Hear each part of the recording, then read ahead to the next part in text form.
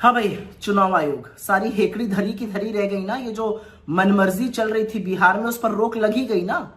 इस देश के उच्चतम न्यायालय सुप्रीम कोर्ट ऑफ इंडिया ने आज चुनाव आयोग को निर्देशित किया है कि जो 65 लाख लोगों का नाम बिहार की वोटर लिस्ट से काटा गया था, उनको अपनी वेबसाइट पर पब्लिश किया जाए।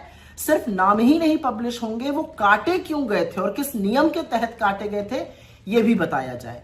यही नहीं, ये जो सारी लिस्ट, सारी सूची है, ये एक डिजिटल फॉर्मेट में पब्लिश की जाएगी, जिससे कि उसकी पब्लिक जांच हो सके।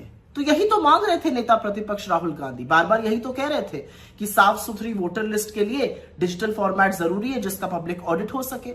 सुप्रीम कोर्ट ने और भी एक आगे बढ़कर बात कही। सुप्रीम कोर्ट ने कहा कि आधार को मान्य दस्तावेजों की सूची में शामिल किया जाए। ये जो चुनाव आयोग है, ये बड़े दम्भ और अहंकार में भरकर इसी सुप्रीम कोर्ट के सामने कह चुका है और कह रहा था लगातार कि ना तो हम नाम सार्वजनिक करेंगे और ना ये बताएंगे कि किस नियम के तहत वो नाम काटे गए।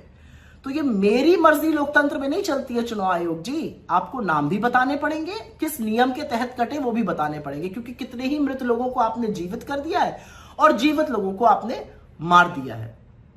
असलियत यह है कि ये उन सब लोगों की जीत है जो लगातार चुनाव आयोग की इस धांधली के खिलाफ, इस मिली भगत के खिलाफ बोल रहे थे। और सबसे बड़ी जीत ये नेता प्रतिपक्ष राहुल गांधी की है, जो बड़े तौर पर इस चुनाव धांधली को लेकर लोगों को सजग कर रहे हैं, सबूतों के साथ चुनाव आयोग को घेर रहे हैं और आपके वोट की ये लड़ाई लड़ रहे हैं। ये राहुल गांधी की लड़ाई नहीं है, ना ये बीजेपी वर्सेस कांग्रेस की लड़ाई है, या ना ये विपक्ष वर्सेस सत्ता पक्ष की लड़ाई है। ये लड़ाई आपकी है, ये आपके उस हक की है जो आपको एक नागरिक के तौर पे सबसे ज्यादा ताकत देता है, और वो हक है वोट का अधिकार, सत्ता की चाबी जिससे आपके हाथ में रहती है।